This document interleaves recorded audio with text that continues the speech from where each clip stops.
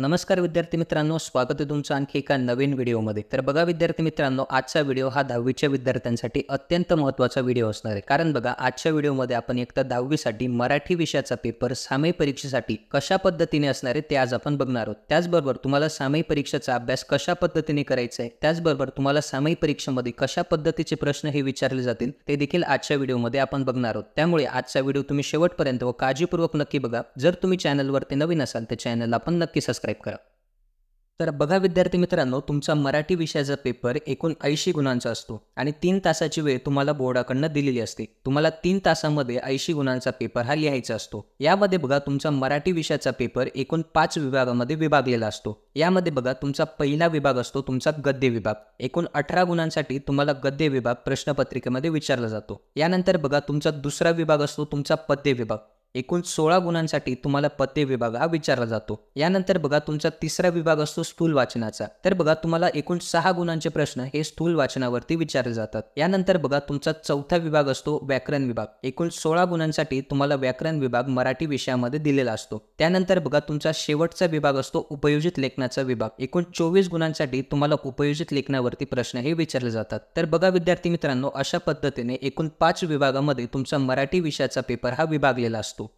तर बघा विद्यार्थी मित्रांनो, यानंतर आपण बघूया की तुमचा मराठी विषयाचा पेपर कशा पद्धतीने असणार आहे. तर बघा विद्यार्थी मित्रांनो, तुमच्या मराठी विषयाच्या पेपरमध्ये पहिला विभाग असणार आहे तो असणार आहे तुमचा गद्य विभाग. एकूण 18 गुणांसाठी तुमचा हा विभाग असणार आहे. या विभागामध्ये बघा तुम्हाला प्रश्न क्रमांक 1 अ असणार आहे पठित उतार्यावरती. एकूण 7 गुणांसाठी तुमचा हा प्रश्न असणार आहे. या प्रश्नामध्ये बघा तुम्हाला 3 उपप्रश्न हे विचारले जातील. यामध्ये बघा तुमचा पहिला उपप्रश्न असणार आहे आकलन कृतीवरती आधारित. एकूण 2 गुणांसाठी तुमचा हा प्रश्न असणार आहे. दुसरा उपप्रश्न असणार आहे आकलन कृतीवरती. एकूण 2 गुणांसाठी हा प्रश्न असणार आहे. तर बघा तुम्हाला आकलन कृतीवरती कसे प्रश्न हे विचारले जातील. तर बघा तुम्हाला आकलन कृतीवरती रिकाम्या जागा भरा, योग्य जोड्या लावा, आकृती पूर्ण करा, असे अगदी सोपे आणि सिंपल क्वेश्चन तुम्हाला आकलन कृतीमध्ये विचारले जातात. तर बघा तुम्हाला एकूण 4 गुणांसाठी तुम्हाला आकलन कृतीवरती प्रश्न हे विचारले जातील. त्यानंतर बघा तुमचा तिसरा उपप्रश्न असतो स्वमतावरती. एकूण 3 गुणांसाठी तुम्हाला स्वमत ही लिहायचं असतं. तर बघा अशा पद्धतीने तुमचा प्रश्न क्रमांक 1 अ असणार आहे एकूण 7 गुणांसाठी. त्यानंतर बघा विद्यार्थी मित्रांनो, तुमचा दुसरा प्रश्न असणार आहे प्रश्न क्रमांक 1 आ.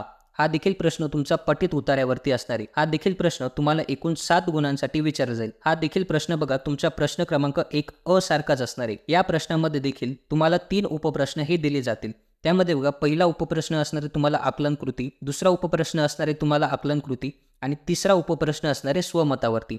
असा एकूण 7 गुणांसाठी प्रश्न क्रमांक 1 आ देखील तुम्हाला असणार आहे. त्यानंतर बघा विद्यार्थी मित्रांनो, तुमचा प्रश्न क्रमांक 1 ई असणार आहे अपठित उतार्यावरती. तर बघा ह्या उपप्रश्नासाठी तुम्हाला अपठित उतारा हा प्रश्नपत्रिकेत दिला जाईल. यामध्ये बघा तुम्हाला 2 उपप्रश्न हे दिलेले असतील. त्यामध्ये बघा पहिला उपप्रश्न असणार तुम्हाला आकलन कृतीवरती एकूण 2 गुणांसाठी, दुसरा उपप्रश्न असणारे आकलन कृतीवरती एकूण 2 गुणांसाठी.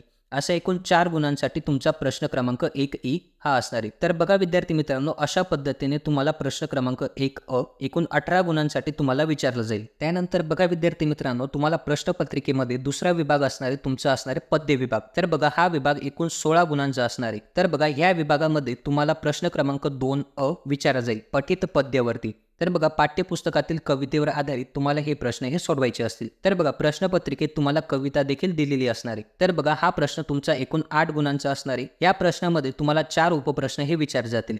यामध्ये बघा तुम्हाला 2-2 गुणांसाठी 2 आकलन कृती, तिसरा उपप्रश्न असणारे सरळ अर्थ लिहा एकूण 2 गुणांसाठी. त्यानंतर बघा चौथा उपप्रश्न असणारे तुम्हाला 2 गुणांसाठी काव्य सौंदर्य लिहा. तर बघा अशा पद्धतीने एकूण 8 गुणांसाठी तुम्हाला प्रश्न क्रमांक 2 अ असणारे. त्यानंतर बघा विद्यार्थी मित्रांनो, प्रश्न क्रमांक 2 आ असणारे तुम्हाला कवितेवर आधारित कृती सोडवा. एकूण 4 गुणांसाठी तुम्हाला हा प्रश्न असणार आहे.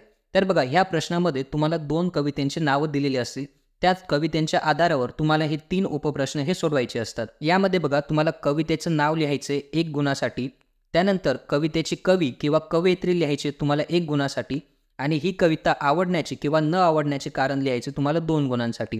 अशा एकूण 4 गुणांसाठी तुम्हाला प्रश्न क्रमांक 2 आ असणार आहे. त्यानंतर बघा विद्यार्थी मित्रांनो, तुम्हाला पुढचा प्रश्न असणार आहे प्रश्न क्रमांक 2 ई. तर बघा यामध्ये तुम्हाला रसग्रहण हे करायचं असतं. तर बघा तुमच्या पाठ्यपुस्तकातील ज्या कविता तुम्ही अभ्यासलेल्या आहेत त्या कवितेपैकी एका कवितेच्या 4 ओळींवरती तुम्हाला रसग्रहण हे करायचं असतं. तर बघा एकूण 4 गुणांसाठी तुम्हाला रसग्रहण हे करायचं असतं. तर बघा विद्यार्थी मित्रांनो, अशा पद्धतीने तुम्हाला प्रश्न क्रमांक 2 असणारे एकूण 16 गुणांसाठी. यानंतर बघा विद्यार्थी मित्रांनो, तुम्हाला प्रश्नपत्रिकेमध्ये तिसरा विभाग असणारे तुमचा स्थूल वाचनाचा विभाग. एकूण 6 गुणांसाठी तुमचा हा विभाग असणार आहे. तर बघा ह्या विभागामध्ये कुठले प्रश्न विचारले जातात? तर बघा तुमच्या पाठ्यपुस्तकामध्ये स्थूल वाचनासाठी जे पाठ दिलेले आहेत त्या पाठावर आधारित स्वाध्यायातील प्रश्न तुम्हाला स्थूल वाचनामध्ये विचारले जातात. यामध्ये बघा तुम्हाला प्रश्न क्रमांक 3 असणार आहे स्थूल वाचन. तर बघा यामध्ये तुम्हाला 3 प्रश्न दिले असतील. त्या 3 प्रश्नांपैकी कुठलेही 2 प्रश्न तुम्हाला सोडवायचे असतात एकूण 6 गुणांसाठी. त्यानंतर बघा विद्यार्थी मित्रांनो, तुम्हाला प्रश्नपत्रिकेमध्ये चौथा विभाग असणार आहे तुमचा भाषा अभ्यास विभाग. एकूण 16 गुणांसाठी तुमचा हा विभाग असणार आहे. तर बघा ह्या विभागामध्ये तुम्हाला प्रश्न क्रमांक 4 व्याकरण कृती एकूण 8 गुणांसाठी तुम्हाला असणार आहे. तर बघा ह्या प्रश्नामध्ये तुम्हाला 3 उपप्रश्न हे विचारले जातील. यामध्ये बघा तुम्हाला समास 2 गुणांसाठी, शब्दसिद्धी 2 गुणांसाठी आणि वाक्प्रचार एकूण 4 गुणांसाठी असा 8 गुणांचा तुमचा प्रश्न क्रमांक 4 असणार आहे. त्यानंतर बघा विद्यार्थी मित्रांनो, तुमचा प्रश्न क्रमांक 4 असणार आहे भाषिक कृतीवर आधारित. तर बघा या प्रश्नामध्ये तुम्हाला एकूण 4 उपप्रश्न हे विचारले जातील. एकूण 8 गुणांसाठी तुमचा हा प्रश्न असणार आहे. यामध्ये बघा तुम्हाला शब्दसंपत्ती 4 गुणांसाठी, लेखन नियम 2 गुणांसाठी, विरामचिन्हे 1 गुणासाठी आणि पारिभाषिक शब्द 1 गुणासाठी असा एकूण 8 गुणांसाठी तुमचा प्रश्न क्रमांक 4 असणार आहे. तर बघा विद्यार्थी मित्रांनो, भाषा अभ्यास या विभागावरती मी एक स्वतंत्र व्हिडिओ बनवलेला आहे. त्या व्हिडिओमध्ये तुम्हाला भाषा अभ्यास या विभागामध्ये कोणते प्रश्न हे विचारले जातात त्यावर तो व्हिडिओ आधारित आहे. त्या व्हिडिओची लिंक डिस्क्रिप्शन बॉक्समध्ये दिली आहे. तो व्हिडिओ तुम्ही नक्की बघा. तर बघा विद्यार्थी मित्रांनो, अशा पद्धतीने एकूण 16 गुणांसाठी तुम्हाला भाषा अभ्यास हा विभाग प्रश्नपत्रिकेमध्ये विचारला जाईल. तर बघा विद्यार्थी मित्रांनो, तुम्हाला प्रश्नपत्रिकेमध्ये शेवटचा विभाग असणार आहे तुमचा उपयोजित लेखनाचा विभाग. एकूण 24 गुणांसाठी तुमचा हा विभाग असणार आहे. या विभागामध्ये बघा तुम्हाला प्रश्न क्रमांक 5 असणार आहे एकूण 6 गुणांसाठी. यामध्ये बघा तुम्हाला प्रश्न क्रमांक 5 मध्ये 2 कृती ह्या दिलेल्या असतील. त्या दोन्ही कृतींपैकी तुम्हाला एक कृती ही सोडवायची असते. यामध्ये बघा तुम्हाला पत्रलेखन किंवा सारांश लेखन ह्या दोन्ही कृतींपैकी एक कृती एकूण 6 गुणांसाठी ही सोडवायची असते. त्यानंतर बघा विद्यार्थी मित्रांनो, प्रश्न क्रमांक 5 असणार आहे तुम्हाला एकूण 10 गुणांसाठी. यामध्ये बघा तुम्हाला 3 कृतींपैकी कुठल्याही 2 कृती ह्या सोडवायच्या असतात. यामध्ये बघा तुम्हाला जाहिरात लेखन, बातमी लेखन आणि कथा लेखन प्रत्येकी 5 गुणांसाठी तुम्हाला असणार आहे. तर बघा तुम्हाला जाहिरात लेखन किंवा बातमी लेखन किंवा कथा लेखन या तिन्ही कृतींपैकी कुठल्याही 2 कृती तुम्हाला 10 गुणांसाठी ह्या सोडवायच्या असतात. त्यानंतर बघा विद्यार्थी मित्रांनो, तुमच्या प्रश्नपत्रिकेमधला शेवटचा प्रश्न असणार आहे प्रश्न क्रमांक 5 तर बघा हा प्रश्न तुम्हाला लेखन कौशल्यावर आधारित असणार आहे. तर बघा तुम्हाला 3 कृतींपैकी कुठलीही एक कृती ही 8 गुणांसाठी ही सोडवायची असते. त्यामध्ये बघा तुम्हाला प्रसंग लेखन, आत्मकथन किंवा वैचारिक लेखन अशा तिन्ही कृतींपैकी एक कृती एकूण 8 गुणांसाठी तुम्हाला सोडवायची असते. तर बघा अशा पद्धतीने तुमचा प्रश्न क्रमांक 5 प्रश्न क्रमांक 5 आणि प्रश्न क्रमांक 5 असणारे तुम्हाला उपयोजित लेखन या विभागामध्ये एकूण 24 गुणांचा तुमचा हा विभाग असणार आहे. तर बघा विद्यार्थी मित्रांनो, हा होता आपला आजचा व्हिडिओ. तर बघा आजच्या व्हिडिओमध्ये आपण मराठी विषयाचा पेपर सामायिक परीक्षेसाठी कशा पद्धतीने असणार आहे याबद्दलची डिटेल माहिती आपण बघितलेली. जर तुम्हाला आजचा व्हिडिओ आवडला असेल तर व्हिडिओला नक्की लाईक करा. जर तुम्ही चॅनलवरती नवीन असाल तर चॅनलला पण नक्की सबस्क्राईब करा.